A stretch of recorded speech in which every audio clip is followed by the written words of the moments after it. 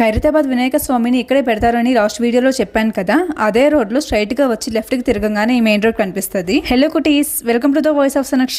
చెట్లు అయితే భలే ఉన్నాయి పచ్చగా. ఇక్కడ లాస్ట్ వీడియోలో అడిగాను కదా నేను ఎక్కడికి వెళ్తున్నాడో గెస్ట్ చేయండి అని. మరి కరెక్ట్ గా గెస్ట్ చేశారా? సర్లేండి నేనే చెప్పేస్తున్నా. NTR gardens Lumbini park explore చేయడానికి వచ్చేసా.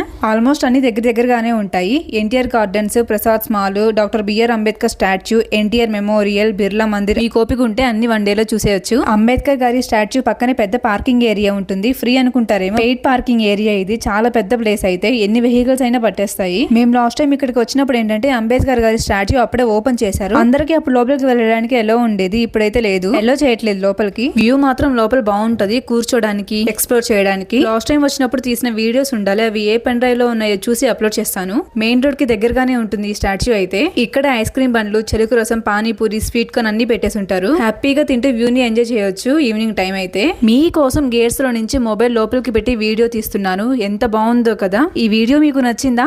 అయితే like and subscribe. By by.